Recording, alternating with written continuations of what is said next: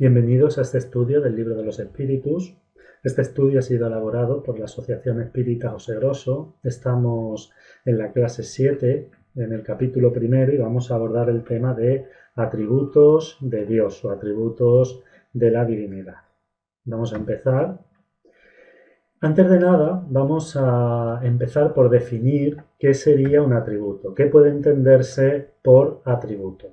Si miramos la definición de atributo, vamos a ver que ella, entre otras, ella es la cualidad de un ser. Entonces, cuando hablamos de atributos de Dios o atributos de la divinidad, estamos hablando de cualidades que estarían presentes en Dios. Entonces, hay una pregunta que es básica. ¿Podemos comprender esas cualidades? ¿El ser humano tiene condiciones de entender y de comprender las cualidades que hacen o que deben hacer parte de Dios? Vamos a recurrir para eso al Libro de los Espíritus en la pregunta número 10, donde Allan Kardec ya hace esa pregunta.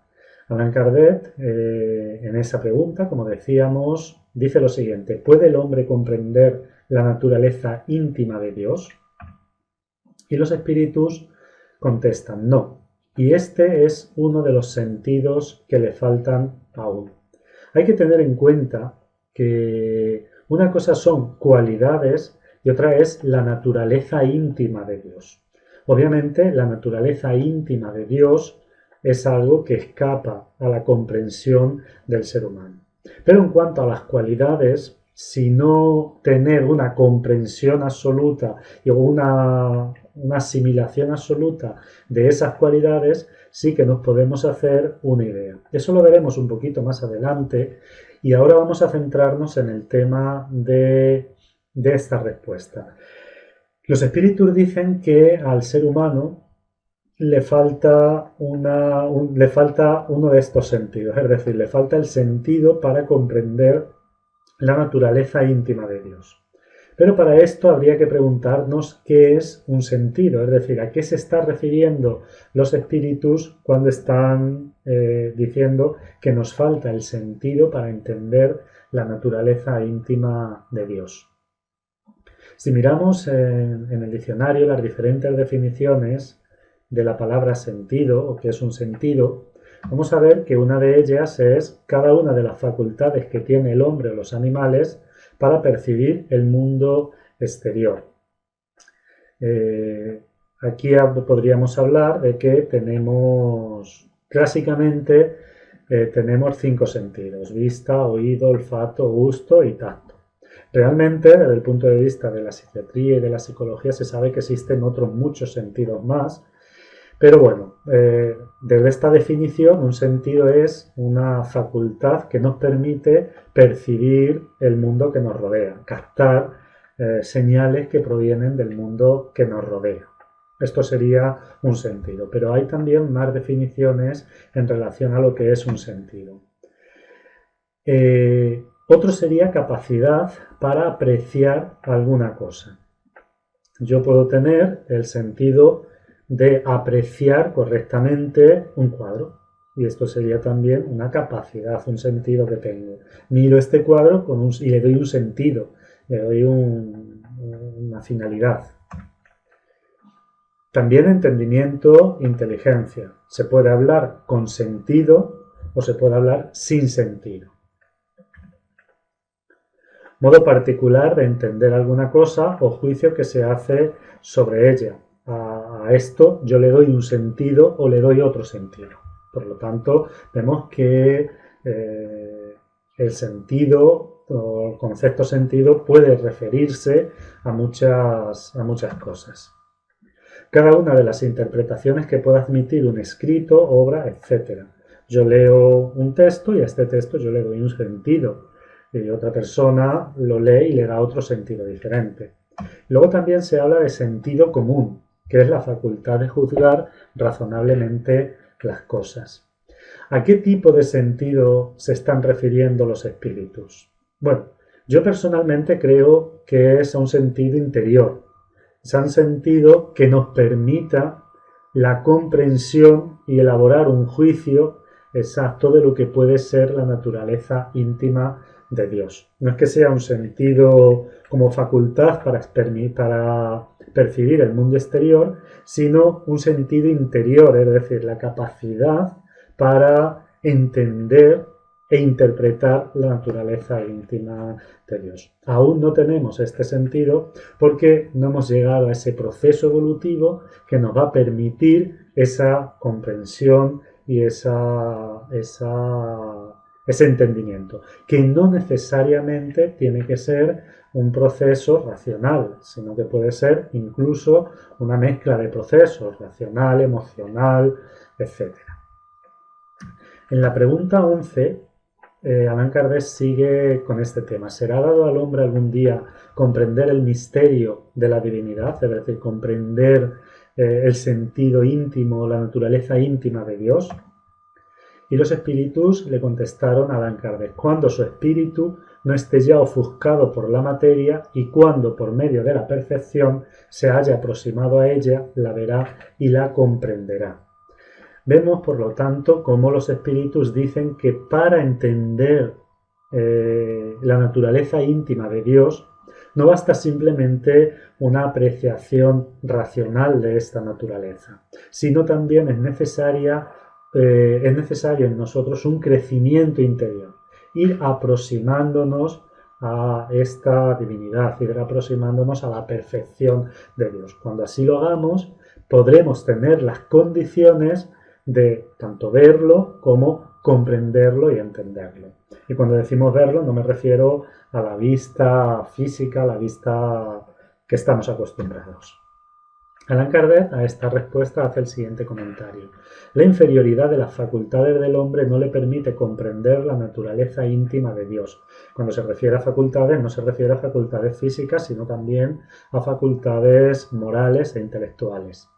En la infancia de la humanidad lo confunde a menudo el hombre con él mismo, cuyas imperfecciones le atribuye, pero a medida que en él se desarrolla el sentido moral, su pensamiento penetra mejor el fondo de las cosas y se forma de ellas una idea más exacta y más conforme con la sana razón, aunque incompleta siempre. Es decir, a medida que vamos desarrollando nuestro sentido moral, es decir, nuestro sentido de la justicia, nuestro sentido del respeto, nuestro sentido de la solidaridad, vamos adecuando nuestra idea de Dios a esta naturaleza moral que vamos desarrollando en nosotros. Y cada vez vamos teniendo una idea más exacta de Dios y de sus atributos, aunque siempre es una idea incompleta, siempre nos faltarán muchas cosas por entender en cuanto a la naturaleza de Dios. En la pregunta 12, ya que no podemos comprender la naturaleza íntima de Dios, ¿podemos tener alguna idea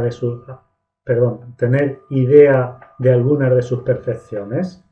Y los espíritus dicen: de algunas sí, y el hombre las comprende mejor a medida que se sobrepone a la materia, porque las entrevé con el pensamiento.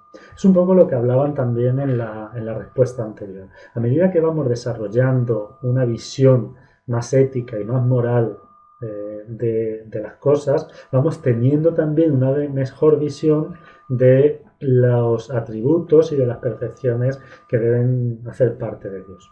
Si ponemos un ejemplo, para una persona, para un ser humano, donde todo el poder y todo esté centrado en la fuerza bruta, en imponerse, la naturaleza de Dios estará ahí, en esa fuerza bruta, porque para él la paz, para él el amor, harían parte de una actitud cobarde, por ejemplo, delante de la vida. Entonces no puede entender que Dios sea un cobarde, por lo tanto le atribuye a Dios cuestiones violentas y le atribuye a Dios actitudes vengativas, que es el Dios que en las culturas primitivas se ha ido teniendo, un Dios colérico, un Dios que se venga, un Dios que castiga. A medida que vamos sobreponiéndonos a ese concepto y a medida que vamos teniendo una visión más moral de las cosas y vamos dando más valor a la actitud moral, a un comportamiento honesto, a un comportamiento sincero, nuestra visión al respecto de Dios se va adecuando a esto y vamos teniendo cada vez una idea más acertada de Dios, pero nunca total. Por lo tanto, a medida que nos vamos sobreponiendo a la materia, vamos entreviendo mejor las perfecciones de Dios. Allan Kardec hace el siguiente comentario: si no podemos saber la naturaleza íntima de Dios, sí podemos saber lo que no puede ser. Perdón, esto no es un comentario directo de Allan Kardec, pero sí es un comentario deducible de un comentario que hace Allan Kardec y que veremos al final. Es decir, nosotros no podemos saber la naturaleza íntima de Dios, pero sí podemos saber lo que Dios no puede ser. Por ejemplo, nosotros no podemos concebir un Dios que sea malo. Por lo tanto, gracias a que no podemos concebir un Dios que sea malo, llegamos a la conclusión de que Dios ha de ser bueno, y ha de ser bueno de forma infinita, de forma absoluta. Porque si fuese bueno solamente de forma parcial, habría momentos, habría circunstancias en las que no fuera bueno.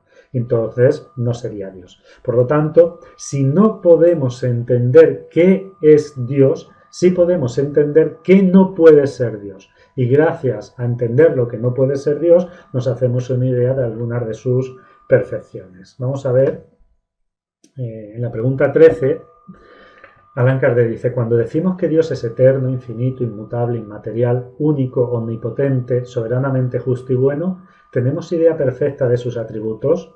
Y los espíritus respondieron: desde vuestro punto de vista sí, porque creéis abarcarlo todo.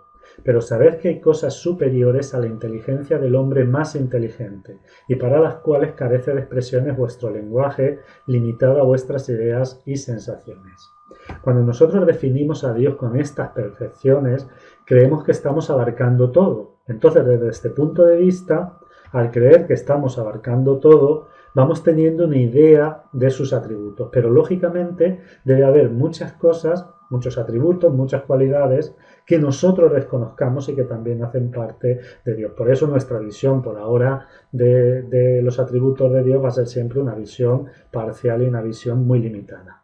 La razón nos dice, en efecto, que Dios debe tener esas perfecciones en grado supremo, porque si careciese de una sola de ellas o si no las poseyese en grado infinito, no sería superior a todo ni por lo tanto Dios. Para ser superior a todas las cosas, Dios no ha de experimentar vicisitud alguna, ni tener ninguna de las imperfecciones que puede concebir la imaginación. Esto es fundamental, es decir, para que tengamos una idea de Dios, no podemos concebir a Dios con imperfecciones, no podemos concebir a Dios con defectos, porque entonces habría algo que podría ser superior a Él y por lo tanto ya no sería Dios, por lo tanto ese otro sería Dios. Por lo tanto, Dios, para tener una idea clara de Dios desde el punto de vista espírita, un Dios de inteligencia suprema y causa primera de todas las cosas, como vimos ya en una clase dedicada a ello, no puede tener ni una sola imperfección, ni un solo defecto. Y esto es muy importante entenderlo para ir sentando las bases de la concepción de Dios que ofrece el espiritismo. Vamos a ver algunas de los atributos de los que habla Allan Kardec y cómo se justificarían. Por ejemplo, Dios es eterno porque si Dios hubiese tenido principio sería efecto y no causa, entonces no sería la causa de todo. Entonces, Él sería efecto y la causa de ese Dios sería otro Dios. Así nos podríamos remontar al infinito y a la eternidad. Por lo tanto, debe haber un ser eterno que sea la causa primera de todo. Dios es inmutable, es decir, no tiene cambios. Porque si estuviese sujeto a cambios, estaría sujeto a las imperfecciones. Los cambios son consecuencia de la imperfección. Cuando nosotros somos imperfectos, nos equivocamos, rectificamos, tenemos una idea hoy, mañana cambiamos de idea. Pero si Dios es perfecto, lo sabe todo, lo puede todo y por lo tanto no está sujeto a cambios. Además, si estuviese sujeto a cambios, no existiría la estabilidad en las leyes que regulan el universo. Por lo tanto, deducimos que Dios es inmutable. Todos estos atributos al respecto de Dios no se presentan en el espiritismo como un dogma, son analizables, son debatibles, son cuestionables, pero nos parecen sumamente lógicos. Dios es inmaterial, porque si fuese natural, material, estaría sujeto a las leyes que rigen la materia y por lo tanto a sus transformaciones. Si estuviese sujeto a las transformaciones de la materia, no sería inmutable. Por lo tanto, no puede ser material, o al menos no puede ser lo que nosotros conocemos como materia. Dios es único, porque si existiesen muchos dioses no hubiera unidad de miras en las leyes que rigen el universo. Dios es omnipotente, porque si no lo pudiera todo, habría cosas que otros podrían. Entonces, esos otros serían o bien igual de poderosos que Dios, o bien más poderosos que Dios, y por lo tanto serían también, no sería Dios. Por lo tanto, se perdería la unidad de miras existente en el universo, no sería único. Y Dios es soberanamente justo y bueno, porque si no fuera soberanamente justo y bueno, no sería perfecto y por lo tanto no sería Dios. Podría haber otros que fuesen más justos y más buenos que él, y esos otros entonces serían Dios. En relación a este último tema, obviamente no vamos a abordar aquí esto, pero es uno de los argumentos que más se esgrime en contra de la existencia de Dios. Cuando vemos entrevistas hechas a personas que se dicen ateos, una de las razones fundamentales es que no pueden concebir a un Dios dentro de un mundo donde hay tanta injusticia, donde hay tanto sufrimiento, donde hay tanta desigualdad. Y como no se puede concebir un Dios al lado de todo esto, llegan a la conclusión de que Dios no existe. Desde el punto de vista espírita, sabemos que hay una explicación para todo esto. Esta explicación tiene que ver con la reencarnación y con el proceso evolutivo al que estamos llamados, pero esto ya lo iremos viendo detenidamente y pormenorizadamente en cursos, en las clases dedicados a ello. De todas formas, para los que así lo quieran, voy a dejar un enlace donde hablaremos de la reencarnación, en una conferencia que dimos sobre la reencarnación, por si alguien quiere ver cómo el espiritismo aborda parcialmente este tema. También vamos a hablar, ya que hace parte de los atributos de Dios, del panteísmo. En la pregunta 14 del Libro de los Espíritus, Allan Kardec pregunta: ¿Dios es un ser distinto o bien, según opinión de algunos, es el resultante de todas las fuerzas y de todas las inteligencias del universo reunidas? Y los espíritus dicen: si así fuese, Dios no existiría, porque sería efecto y no causa, y no puede ser a la vez lo uno y lo otro. En esta idea, es la idea panteísta, Dios no sería la causa del universo, sino el resultante de todas las fuerzas, de toda la materia, de todas las inteligencias del universo reunidas. Entonces, todo esto reunido formarían una, digamos, consciencia colectiva, y a esa consciencia colectiva se le llamaría Dios. Si esto fuese así, Dios sería efecto, sería resultado del universo y no causa del universo. Entonces, no tendríamos los argumentos para entender el surgimiento del universo que desde una postura teísta se entiende. Esta idea niega la existencia de Dios como agente causal del universo y sería un agente que se produce como efecto del universo. En la pregunta 15 del Libro de los Espíritus, hemos puesto ahí la 14, está mal. En la pregunta 15, Allan Kardec hace la siguiente indagación: ¿qué ha de pensarse de la opinión según la cual todos los cuerpos de la naturaleza, todos los seres y todos los globos del universo son partes de la divinidad, constituyendo un conjunto la misma divinidad? O de otro modo, ¿qué ha de pensarse de la doctrina panteísta? Los espíritus contestan: no pudiendo el hombre hacerse Dios, quiere ser por lo menos una parte de Dios. Esto es, por lo tanto, una idea que es generada por el propio hombre. Allan Kardec hace una reflexión en cuanto a esta idea. Dice lo siguiente: esta doctrina hace de Dios un ser material que, aunque dotado de una inteligencia suprema, sería en grande lo que en pequeño somos nosotros. Transformándose sin cesar la materia, si fuese de aquel modo, Dios no tendría estabilidad alguna, estaría sujeto a todas las vicisitudes y hasta las necesidades de la humanidad, y carecería de uno de los atributos esenciales de la divinidad, la inmutabilidad. Nosotros no sabemos todo lo que es, pero sabemos lo que no puede dejar de ser, y este sistema está en contradicción con sus más esenciales propiedades. Confunde al creador con la criatura, lo mismo que si se pretendiese que una máquina ingeniosa fuese parte integrante del mecanismo que la concibió. Esta respuesta de los espíritus es muy interesante y esta definición de Kardec, que es categórica, es muy interesante. Vamos a centrarnos un poquito en ella, porque últimamente se está viendo de una forma muy común, de una forma muy esparcida, yo personalmente incluso lo he encontrado en algún medio espírita, la idea de que nosotros somos partes de Dios. Nosotros, desde el punto de vista espírita, somos obra de Dios, pero no somos partes de Dios. Kardec es muy claro a este respecto y los espíritus también son muy claros a este respecto.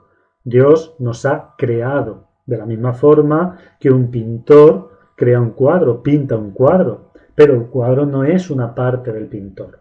Pues de la misma forma, Dios nos ha creado a nosotros, como no lo sabemos, pero nosotros, desde el punto de vista espírita, no somos una parte de Dios. Y esto es muy importante. No confundir a Dios con su creación. Su creación no son partes de Dios. Porque esta idea lo que hace es que está creando a Dios y está dando un concepto de Dios como un ser material que se divide en partes y que esas partes van formando todos los seres, todo el universo, etc. Y esta es una idea que contradice los atributos y las cualidades que entendemos deben hacer parte de Dios. Por lo tanto, aún respetando esta idea, desde el espiritismo consideramos que nosotros no somos partes de Dios, sino que somos creación de Dios. En otra ocasión, me parece que en el libro La Génesis, Allan Kardec hace una reflexión a este respecto. Vamos a suponer, esto ya lo hemos comentado, vamos a suponer que este círculo, estamos haciendo una suposición, que este círculo es Dios. Como lo que hace el panteísmo es crear y dar una visión material de Dios, Dios sería un ser que se divide en partes y del que salen partes, esto lo que hace es que materializa a Dios, hace de Dios un ser material. Entonces, este sería Dios, esta esfera sería Dios. Como Dios no puede tener ninguna imperfección, lo hemos simbolizado de color blanco. Entonces, si consideramos esta otra esfera, aquí sí que podemos deducir que esa otra esfera es una parte de la primera, es decir, en determinado momento esa primera esfera puede crear una parte, dividirse o emanar una parte y crear una esfera, porque tiene las mismas propiedades, es decir, tiene las mismas perfecciones que están caracterizadas por el color blanco. Ahora bien, esta segunda esfera nunca puede ser una parte de la primera, porque el color, que es el que define las perfecciones, es de otra manera, es decir, el color es naranja. Entonces, esa segunda esfera nunca puede ser resultado ni una parte de la primera. Ahora bien, si nosotros consideramos que Dios es perfecto en todos sus atributos, no podemos concebir que Dios tenga la más mínima mezcla de mal, la más mínima mezcla de inferioridad, el más mínimo sentimiento de orgullo, el más mínimo sentimiento de envidia. Y todos los seres que han resultado de Dios no tendrían tampoco ninguna de estas características, porque no están en Dios. Si no están en Dios, si no hay nada de orgullo, ¿cómo es que una parte de Dios, que soy yo, tiene orgullo? Entonces, esta idea del panteísmo, esta idea de hacer que todos los seres sean una parte de Dios, es una idea que contradice la razón y que contradice el pensamiento espírita. Terminamos aquí el tema de los atributos de Dios, recordando que, bueno, que estos atributos son relativos, que lo que el espiritismo entiende es que Dios no puede ser ni mutable, no puede ser ni malo, no puede tener ninguna mezcla de imperfección, y que esto sí que nos lleva a entender que debe tener una serie de atributos esenciales que lo caractericen como Dios. Por supuesto, sin intentar dar respuestas definitivas y sin intentar decir que Dios es esto categóricamente.